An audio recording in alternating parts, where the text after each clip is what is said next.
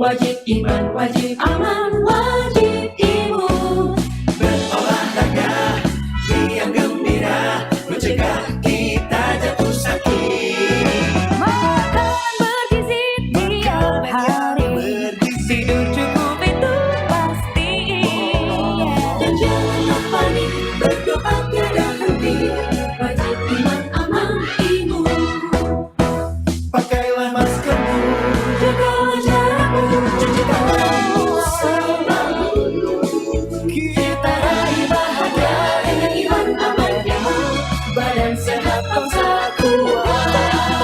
Kita raih bahagia dengan iman, aman, imun. Badan sehat, bangsa kuat.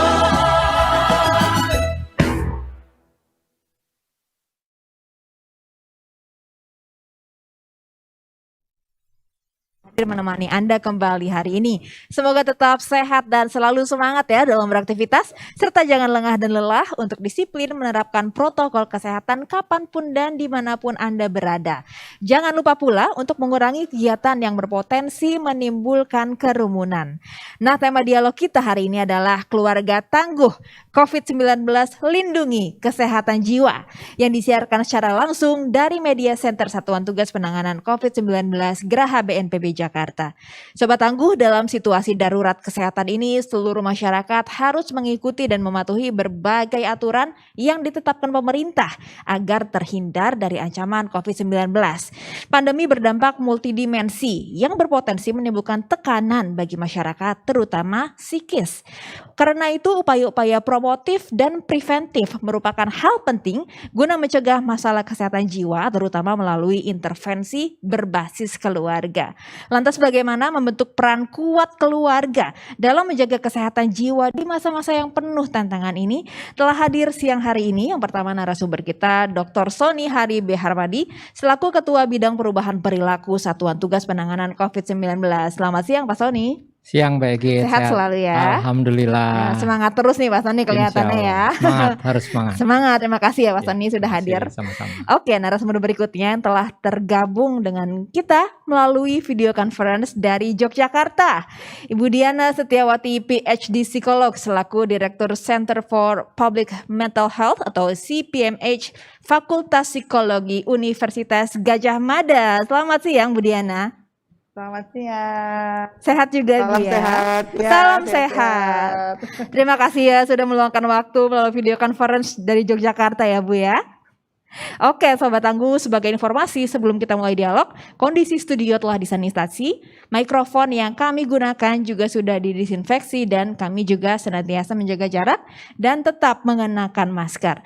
Talk show ini juga memperhatikan protokol kesehatan dan ditujukan untuk semua kalangan. Nah, seperti biasa sebelum mulai dialog kita akan menggunakan hand sanitizer terlebih dahulu. Silakan Pak Sony.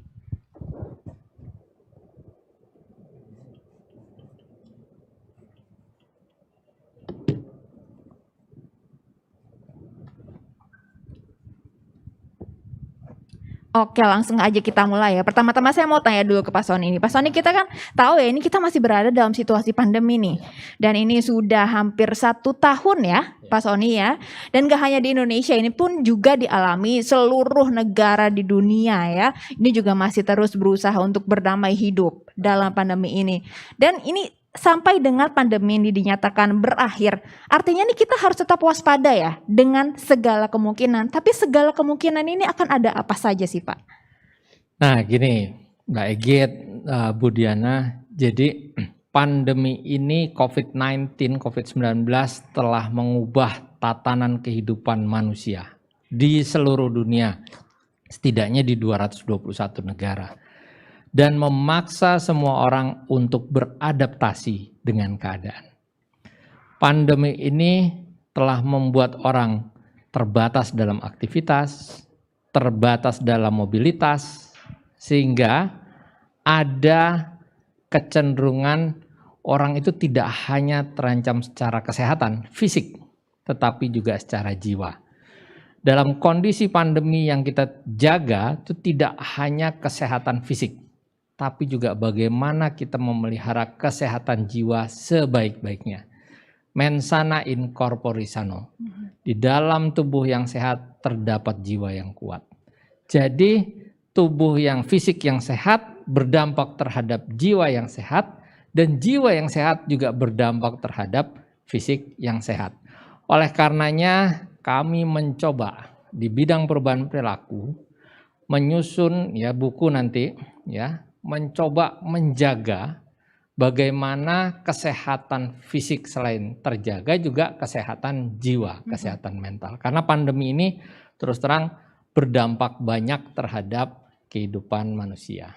Pastinya seperti itu ya. Nah, salah satu dampak yang mengena ke psikis itu, terus apa yang harus kita lakukan dan bagaimana kita harus menyikapinya, baik itu sebagai seorang individu maupun bagian dari kelompok masyarakat secara luas. Nah, jadi ingat bahwa dalam kondisi pandemi ini yang menjadi orang terdekat itu adalah keluarga, ya, sehingga untuk menjaga kesehatan fisik dan juga kesehatan jiwa, peran keluarga adalah hal yang pertama dan utama. Jadi keluarga adalah wahana pertama dan utama di dalam menjaga ketahanan dan kesehatan jiwa seseorang. Nah, makanya kita harus membangun keluarga yang tangguh. Selama masa pandemi ini muncul rasa bosan, ya, muncul rasa jenuh, muncul rasa cemas, muncul rasa takut, ya, emosi dan seterusnya. Oleh karenanya kalau dengan ruang gerak yang semakin terbatas, lalu kemudian interaksi yang semakin terbatas, ada ketakutan-ketakutan, makanya kita harus memelihara jangan sampai kesehatan jiwa terganggu sehingga juga berdampak terhadap kesehatan fisik. Ya, padahal kita butuh fisik yang prima selama masa pandemi ini sehingga kita tidak mudah tertular COVID-19. Baik, sekarang kita coba menggali ya dari perspektif ilmu psikologi. Saya langsung tanya langsung ke Bu Diana. Bu Diana, sebenarnya dari ilmu psikologi ini bagaimana sih sehingga COVID-19 ini bisa berdampak pada kondisi psikis seorang individu dan juga masyarakat ya pada umumnya. Bagaimana juga situasi saat ini dapat mempengaruhi kesehatan mental kita? Iya, baik. Jadi dulu-dulunya gitu ya, ilmu kesehatan itu berpikir bahwa penyakit itu bisa, sakit fisik itu bisa berdampak pada psikis. Tetapi ternyata sekarang ini ya semakin kesini gitu ya, riset menunjukkan bahwa kondisi psikis itu bisa membuat kita sakit fisik maupun bisa merupakan dampak dari sakit fisik. Jadi bisa keduanya gitu ya. Nah, oleh karena itu, di sini ditayangkan nih. Jadi karena apa? Karena di dalam diri kita itu ada mekanisme otomatis. Jadi misalnya kita cemas, kita takut, kita khawatir, itu secara otomatis saraf-saraf kita itu langsung bekerja tanpa bisa kita komando. Karena itu sistem-sistem otomatis mempengaruhi jantung, mempengaruhi darah, mempengaruhi lambung dan seterusnya gitu ya.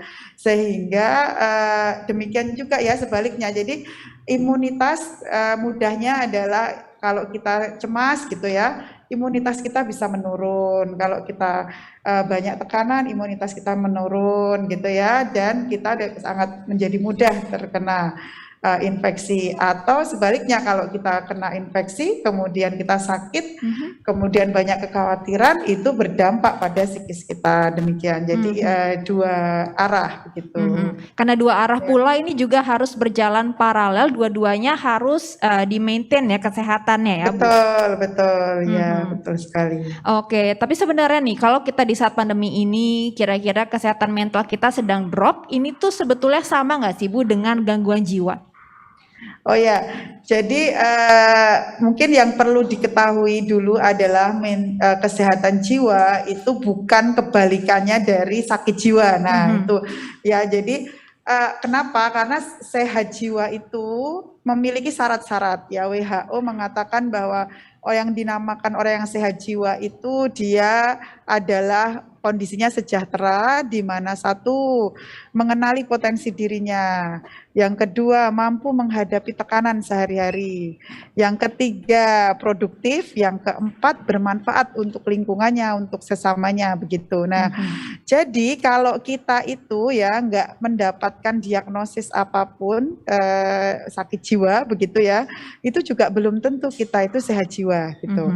Artinya apa? Artinya kan karena sehat jiwa itu ya kita harus produktif, harus bermanfaat gitu. Kita harus tahu alasan kenapa kita hidup, kenapa kita harus melewati pandemi ini, kenapa kita harus jadi bagian dari sejarah ini, dan menghadapi tekanan yang banyak itu kita nggak kalut dan sebagainya, itu orang yang sehat jiwa.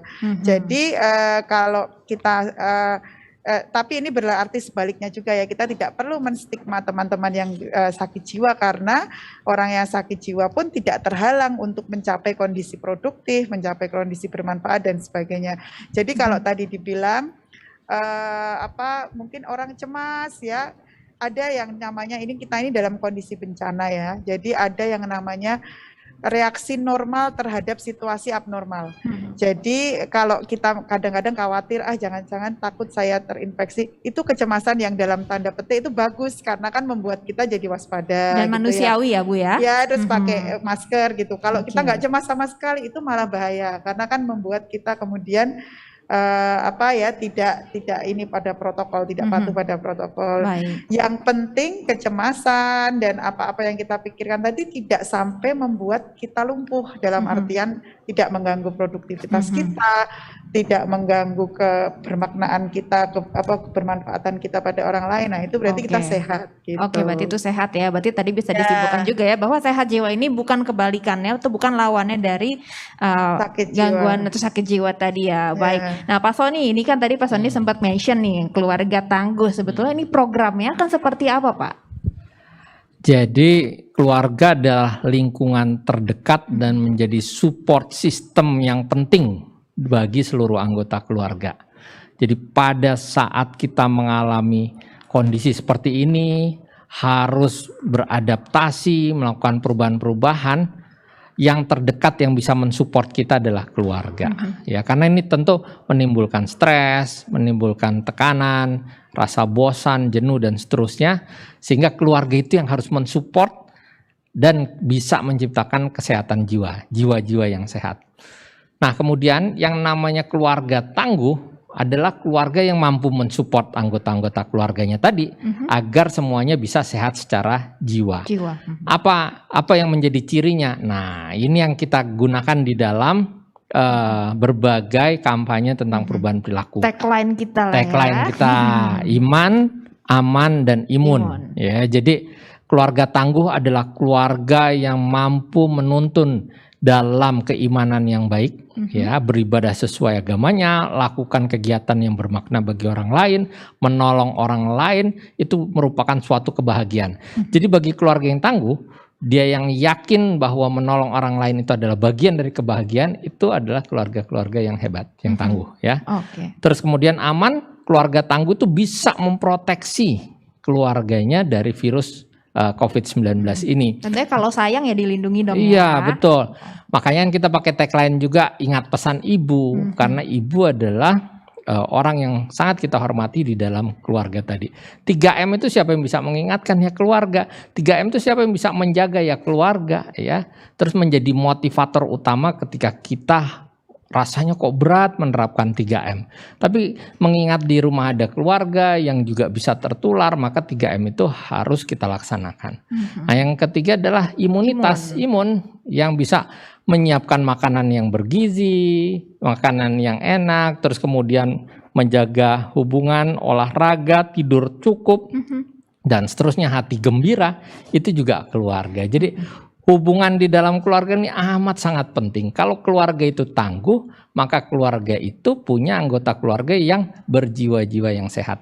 Oke, jadi ini menarik ya. Ternyata program keluarga tangguh ini manifestasi dari tagline 3M ini juga ya, Pak Sony ya. Nah, tapi gimana sih Pak Sony supaya kita tuh bisa membentuk keluarga yang tangguh? Nah, hal-hal penting apa nih yang harus kita perhatikan? Yang pertama, tentu lihat apa yang dibutuhkan oleh anggota keluarga. Kadang-kadang misalkan anak saya, dia bisa ngelihat di laptop lagi sekolah online tapi nggak konsentrasi. Apa yang dia butuhkan? Oh ternyata dia butuh didampingi supaya paham ya. Terus kadang-kadang mungkin murung, kita ajak bermain. Kalau dengan anak, kalau saya sendiri, anak itu kita bermain dengan mainannya, dia akan ikut senang ya. Jadi bagaimana kita melihat kebutuhan di dalam keluarga, setiap anggota keluarga pasti punya kebutuhan. Jadi pertama harus peka ya. Betul. Terus Oke. yang kedua dengarkan keluhan mereka. Ya, dengarkan keluhan karena kita itu jadi outlet, ya nggak? Jadi outlet, siapa lagi yang mendengar kalau bukan anggota keluarga dan saling menguatkan. Beri rasa nyaman dan bantu agar tenang semuanya. Oke, ini mungkin COVID-19 masih akan lama gitu ya, cukup lama, tetapi kita yakin kalau kita semua melihat ini sebagai sebuah anugerah bisa berkumpul bersama tentu akan bagus. Juga lindungi dari suatu situasi yang lebih buruk. Kadang-kadang ketika seseorang mungkin di anggota keluarga ada yang terkena ya, coba bayangkan Mbak Egit, yang kena anaknya lalu dipisah dari ibunya itu kan tidak berat mudah. banget pastinya ya. Atau suami dipisah dari istrinya, istri dipisah dari suaminya, itu tentu butuh kesehatan jiwa yang baik. Sehingga tadi misalkan sudah positif, kami sudah dialog dengan banyak penyintas. Hal yang terberat pada saat divonis positif adalah ternyata harus terpisah dari keluarga. Dan kemudian berdampak terhadap kesehatan jiwanya, dan itu bisa memperburuk lagi seperti kata Bu Diana tadi, memperburuk kondisi kesehatannya. Jadi timbal balik tadi ya. Ya, dan juga penting sekali dalam keluarga yang tangguh itu kita mengelola harapan. Kita punya mimpi-mimpi yang jelas setelah pandemi ini kita mau ngapain. Lalu kemudian jangan lupa bahwa pandemi ini pasti berakhir, insya Allah pasti berakhir. Nah sekarang kita punya rencana sebelum sampai ke ujung dari pandemi, kita isi waktu kita dengan hal-hal yang positif. Oke, jadi ini dia yang perlu diperhatikan ya, perilaku untuk membentuk keluarga yang tangguh. Nah saya balik lagi ke Bu Diana. Bu Diana ini sebetulnya kalau dari pandangan seorang psikolog itu, siapa saja sih Bu yang kira-kira nih rentan mengalami dampak psikologis dari pandemi ini, dan mungkin apa saja nih faktornya? Ya, satu yang semua orang harus tahu gitu ya, yang diprediksikan mendapatkan efek terburuk dan terpanjang dari pandemi ini kalau kita tidak antisipasi adalah anak-anak. Coba bayangkan ya Mbak Egit, 1 tahun, 2 tahun di rumah saja itu ya, bagi anak-anak gitu ya, itu berbeda maknanya dengan kita. Anak-anak itu yang paling rentan, kemudian anak-anak prasekolah gitu, yang mereka belum punya konsep tentang dunia. Dalam 1 tahun mereka seharusnya udah bisa baca, mereka harusnya udah bisa mengembangkan bahasa, harusnya bisa bersosialisasi dan sebagainya.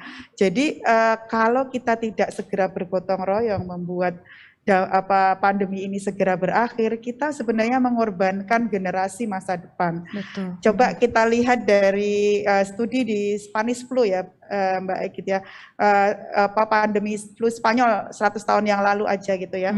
Itu penelitian longitudinal, ternyata anak-anak yang dikandung pada masa pandemi itu kemudian pas besarnya itu mereka secara sosial ekonomi lebih rendah, disabilitas lebih tinggi, kesehatan lebih banyak masalah dan sebagainya. Kenapa? Karena mereka dikandung pada masa ketika sistem kesehatan sedang sibuk, sedang banyak hal lain yang diprioritaskan dan kita bisa bayangkan. Nah, apalagi anak-anak ini yang dipaksa di rumah, seharusnya mereka belajar sosialisasi harus di rumah dan sebagainya. Tetap, nah itu yang harus kita pikirkan ya semua orang, bahwa kita harus kerjasama, kalau enggak kasihan sekali mereka. Kalau mereka tidak bisa belajar setia kawan, tidak bisa belajar sosialisasi dan lain-lain. Betul. Tapi Terbatas ya Bu ya. Betul, tapi sesungguhnya seluruh lifespan development atau perkembangan kehidupan itu juga memiliki dampaknya masing-masing. Remaja juga berat karena ini saatnya mereka mengeksplor identity, lansia juga berat ya, artinya dari masing-masing itu sebenarnya ada tantangan masing-masing gitu. Ada tantangan masing-masing ya. Seluruh keluarga itu akan terdampak dengan ini karena pilihannya cuma 2 ya, satu terinfeksi, baik jadi misal mereka ini sebagai orang yang terinfeksi atau merawat orang yang terinfeksi, atau yang kedua terdampak secara ekonomi, secara psikologi, secara sosial gitu. Jadi atau malah dua-duanya, sehingga memang ini semuanya kita semuanya menjadi rentan, tetapi anak kecil itu yang paling rentan. Paling rentan ya. Jadi Ya, betul. semuanya punya faktor risiko, punya gejala masing-masing, tapi Betul. tetap ya anak-anak ini ya yang ternyata Betul. kelompok paling rentan.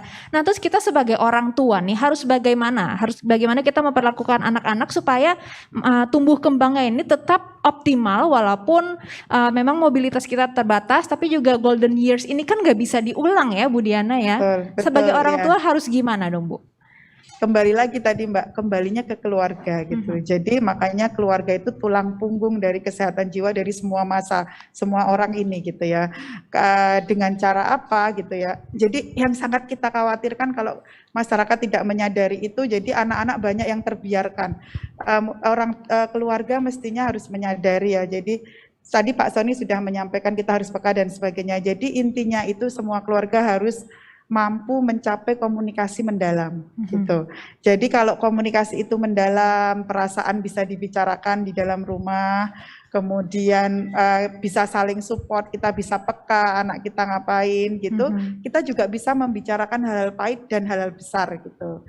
Ya, jadi banyak sekali sekarang ini Mbak Eki, misalnya anak-anak remaja gitu ya, orang tua kehilangan anaknya. Kemana mereka? Apakah pergi? Bukan, tersesat di rimba sosmed dan game gitu ya. Nah itu kan sebenarnya kembali ke keluarga gitu. Keluarga harus paham, orang tua harus paham bahwa dalam parenting itu ada 3 hal, yaitu ada edukasi, ada stimulasi, juga ada supervisi gitu.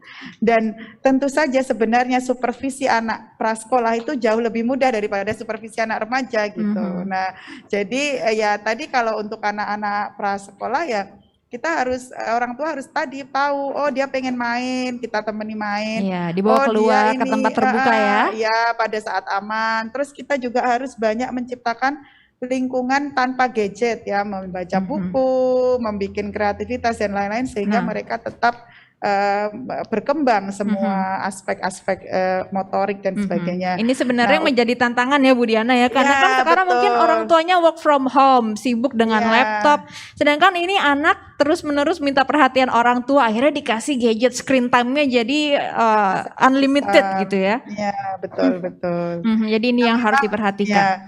Tapi sebenarnya mental set ya Mbak, artinya dulu masa penjajahan mungkin orang-orang tua kita kesulitan nyarikan makan anak-anaknya, ya sekarang ini kita tantangannya beda. Memang kita sekarang harus spend waktu lebih banyak untuk mereka, mungkin harus melakukan hal-hal yang ya itu tantangan kita lah, asal mental set kita itu untuk kebaikan anak insya Allah mudah sebenarnya. Gitu. Oke, nah Bu Diana ini kan gejala dari kesehatan mental ini kan merupakan gejala yang laten ya. Terus bagaimana Bu supaya kita tuh tahu atau mengenali gejala adanya masalah psikis bahkan dari diri kita sendiri maupun dari orang-orang terdekat kita?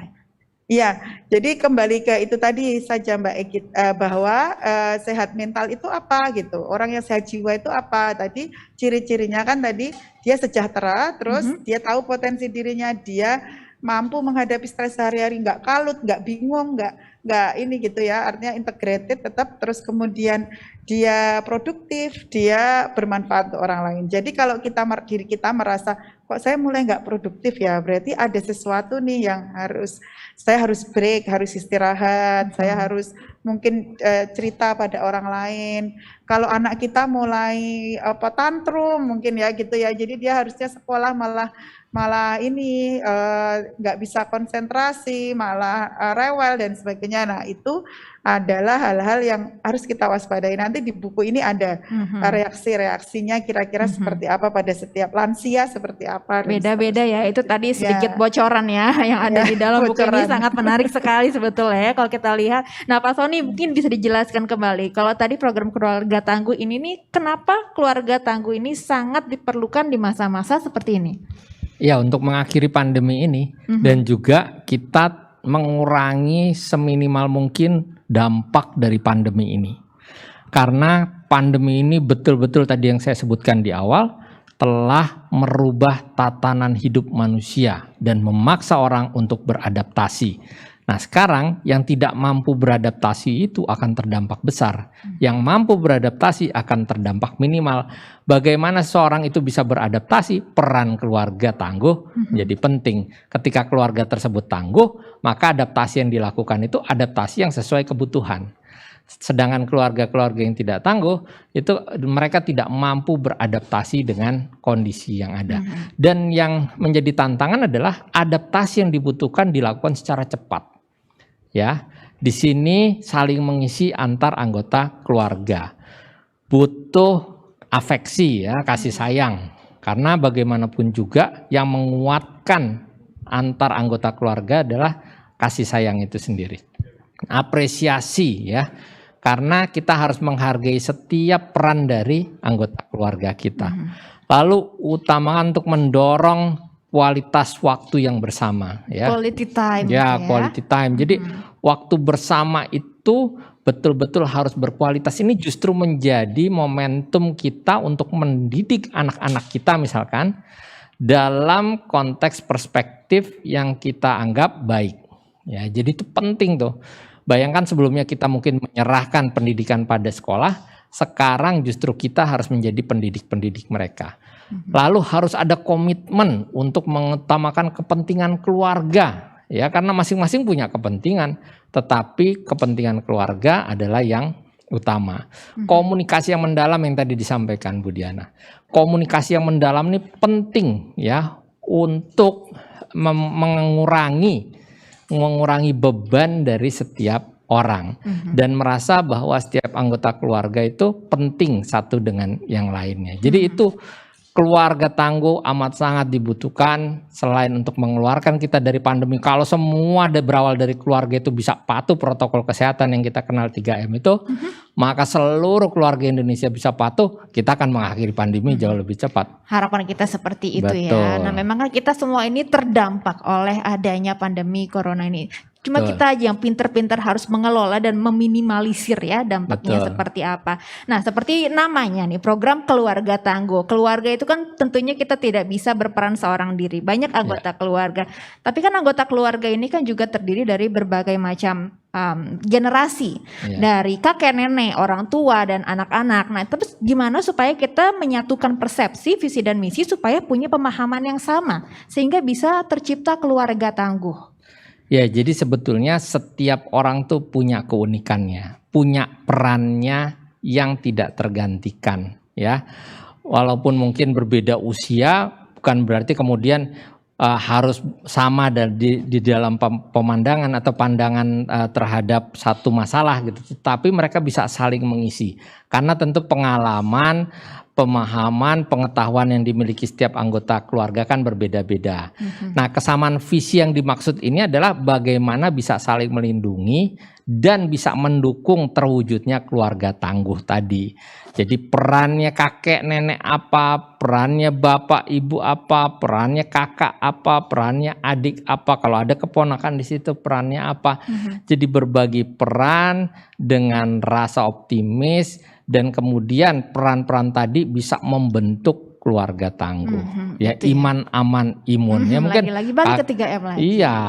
Ya, harus jadi, siapa ya? Iya, betul. Itu yang kita harapkan betul dari keluarga tangguh ini. Oke, jadi begitu harapannya. Nah, Bu Diana, jangankan tadi dalam satu keluarga ada beda generasi, beda umur. Kepribadian manusia ini kan spektrumnya luas sekali ya, Bu ya. Tergantung dengan karakternya. Mungkin ada yang kurang bisa terbuka atau introvert gitu. Ada juga yang extrovert, sangat outspoken gitu, sangat terbuka.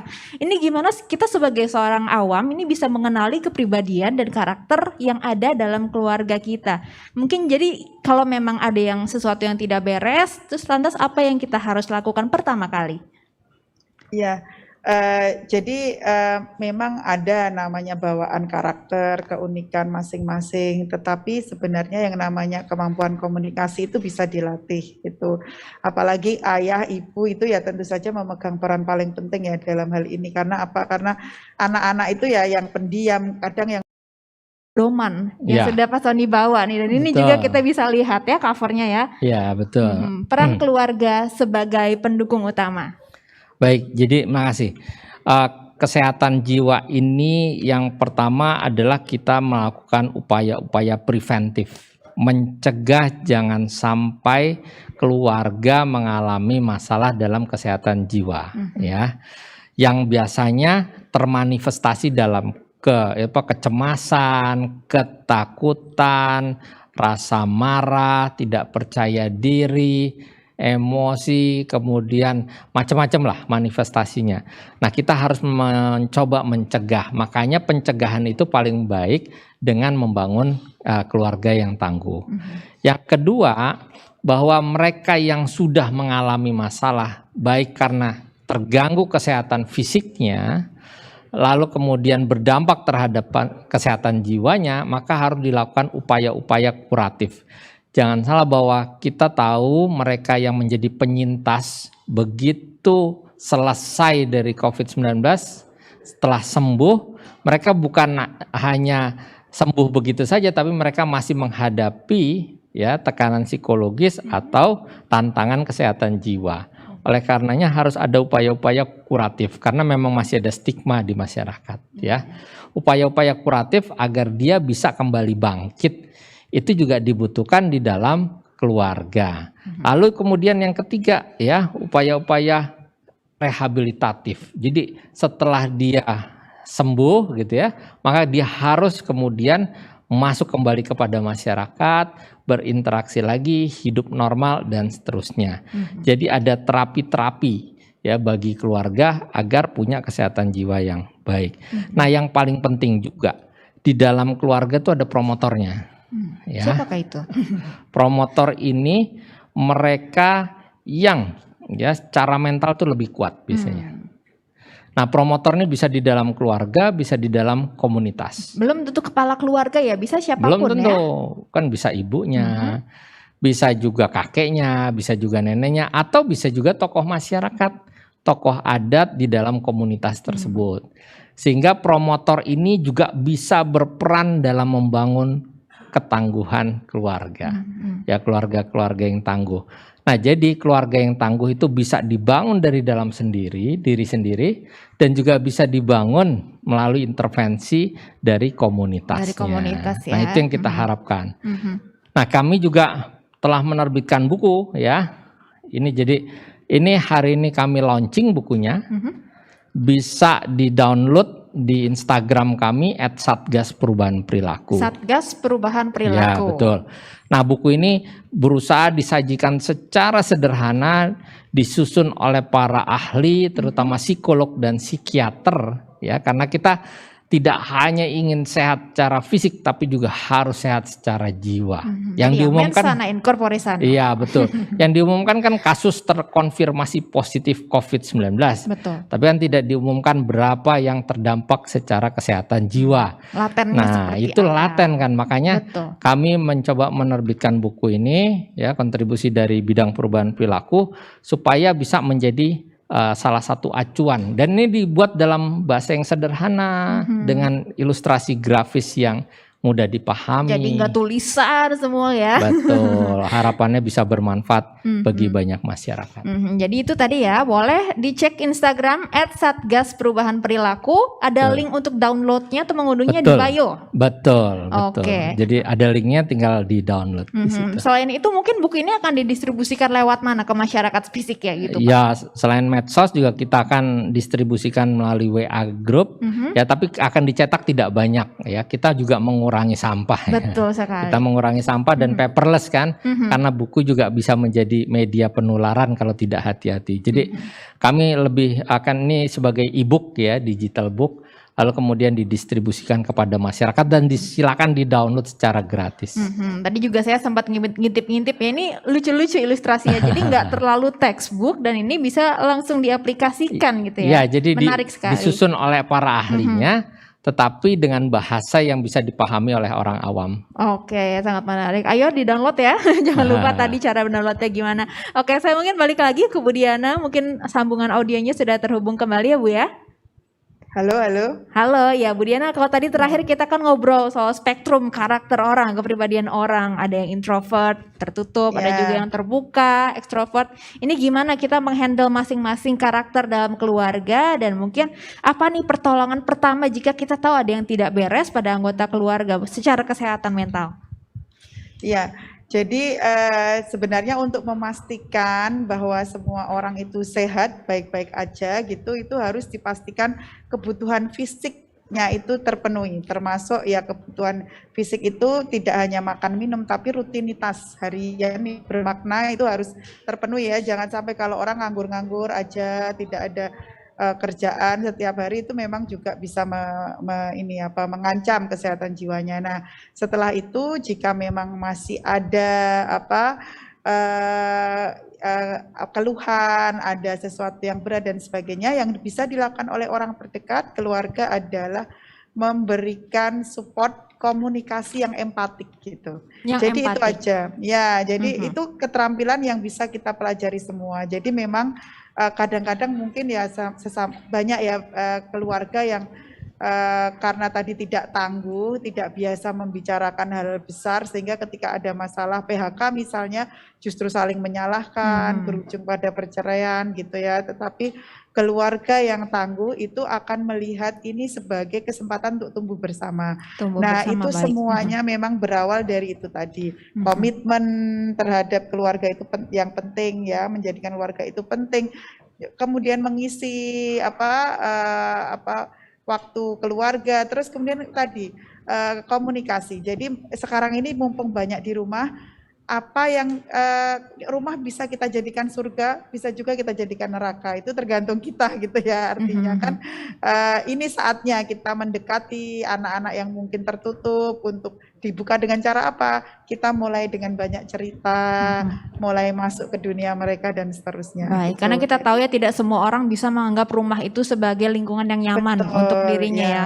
Ini juga bisa jadi momentum untuk berbenah ya. Nah, saya ke Pak Sony. Pak Sony, ini kalau kita tadi menyadari ada yang salah atau ada keluarga kita yang mungkin secara mentalnya mungkin terdampak oleh pandemi ini. Langkah pertama yang harus kita lakukan mungkin ada hotline atau layanan yang disediakan oleh pemerintah kah untuk kita bisa reach out dengan para ahlinya? Iya, melalui Kementerian Kesehatan sebetulnya ada call center 119 bagi masyarakat yang ingin berkonsultasi dan membutuhkan misalkan nasihat ataupun diskusi. Karena bagaimanapun juga tidak semua bisa diselesaikan sendiri ya. Kalau sudah pada gejala yang lebih lanjut, kan kita bisa melihat tuh secara fisik orang itu di dalam keluarga mengalami perubahan. Secara emosi juga biasanya mengalami perubahan tuh kalau gangguan kesehatan jiwa tadi, dan juga secara pikiran mereka bisa terganggu. Nah, biasanya susah tidur sekarang ada namanya coronasomnia tuh. Coronasomnia susah tidur. Terus kemudian emosi tuh mudah marah, mudah tersinggung dan seterusnya. Kalau pikiran tuh biasanya konsentrasinya menjadi kurang. Nah, kalau udah menunjukkan gejala-gejala yang banyak tersebut, maka kita harus tentunya membutuhkan bantuan dari pihak lain. Itu tadi ya, di buku ini juga dijelaskan bahwa reaksi dari masing-masing orang berbeda dan dari setiap golongan usia juga berbeda ya. Betul. Yang anak-anak bisa menunjukkan frustrasinya dengan cara tantrum, remaja seperti apa dan orang tua seperti apa berbeda ya. Jadi ayo kita download ya, promosi lagi. Silakan. Download ya buku Pedoman Peran Keluarga sebagai Pendukung Utama. Ya, nah, saya ke Bu Diana lagi. Bu Diana, ini mungkin terakhir dari Bu Diana untuk talk show kita siang hari ini, ada pesan atau himbauan kepada masyarakat kita secara luas mungkin yang terdampak oleh pandemi ini, bagaimana untuk menjaga kesehatan mental kita? Ya, jadi segala masalah di dunia ini berawal atau berakhir di keluarga.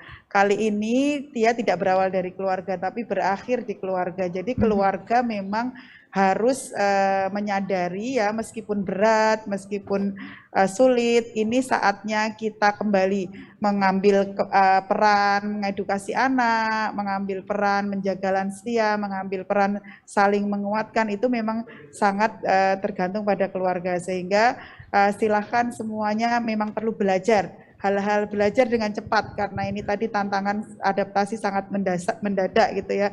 Tapi insya Allah dengan begitu kita akan semakin menyadari bahwa hidup ini indah bersama keluarga dan kita bisa mencapai bersama-sama. Baik, seperti itu ya Bu Diana. Nah, terakhir mungkin dari Pak Sony untuk dialog kita siang hari ini mungkin bisa diperjelas kembali nih bagaimana nih peran Satgas di bidang perubahan perilaku ini menindaklanjuti hal ini tentang kesehatan mental masyarakat, sambil mungkin diselipkan pesan kepada masyarakat sebagai penutup. Ya, baik. Jadi selama pandemi ini hampir semua aktivitas dilakukan dari rumah, ya. Dan rumah itu tempat berkumpul keluarga. Bagaimana menciptakan rumah itu menjadi surga bagi kita, tempat yang menyenangkan, ya. Lalu kemudian menjadi tempat yang produktif, bisa mengenali potensi diri, itu kan ciri-ciri dari keluarga tangga tadi. Nah, itu betul-betul membutuhkan dukungan dari seluruh anggota keluarga. Oleh karenanya, kami mencoba melalui buku panduan kesehatan jiwa ini bisa menjadi salah satu referensi. Ya, kami berharap ini bisa menjadi referensi bagaimana cara membangun kesehatan jiwa dengan cara membangun ketangguhan keluarga. Jadi saya berharap juga kami di bidang perubahan perilaku ingin mengajak masyarakat bahwa selama masa pandemi ini mari kita bangun ketangguhan keluarga menjadi keluarga-keluarga hebat sehingga kita bisa mengakhiri pandemi ini lebih cepat lagi. Patuh protokol kesehatan 3M berawal dari keluarga yang tangguh. Kayak tagline harta yang paling berharga adalah keluarga gitu Betul, ya Mas Sony ya. betul, ya. Gitu ya seperti yang kita tahu. Jadi ini memang sangat penting sekali supaya kita jadikan panduan ya kesehatan jiwa ya supaya kita bisa sehat secara fisik dan juga mental. Mens sana in corpore sano dan juga menjadikan rumah kita sebagai surga untuk seluruh anggota keluarga. Baik, menarik sekali dengan di launchingnya buku ini. Semoga bisa bermanfaat ya untuk masyarakat ya Pak Sony. Terima kasih Pak Sony sudah hadir dan terima kasih juga Bu Diana sudah menyempatkan waktunya untuk berbincang dengan kami dari Yogyakarta. Semoga sehat selalu Pak Sony dan Bu Diana. Oke, Sobat Tangguh, tiba saatnya kita di penghujung acara. Semoga bincang-bincang hari ini bisa bermanfaat ya buat kita semua. Jangan lupa untuk selalu memakai masker dengan benar, menjaga jarak dan menghindari kerumunan, mencuci tangan pakai sabun dengan air yang mengalir, serta yang terakhir mengurangi mobilitas. Ingat pesan Ketua Satgas COVID-19, Letnan Jenderal TNI Doni Monardo. Apa yang kita lakukan agar disiplin dan patuh memakai masker, menjaga jarak dan menghindari kerumunan, serta mencuci tangan belum sebanding dengan beratnya perjuangan dokter dan tenaga kesehatan yang merawat pasien di rumah sakit. Mereka yang mengabaikan protokol kesehatan sehingga menimbulkan korban jiwa bukan hanya dimintai pertanggungjawaban di dunia, tapi juga di akhirat. Saya akhiri talk show kita siang hari ini. Saya Egit Hapsari bersama tim yang bertugas dan para narasumber pamit undur diri. Selamat siang dan salam tangguh. Terima kasih. Hari dengan 3 wajib, wajib iman, wajib aman, wajib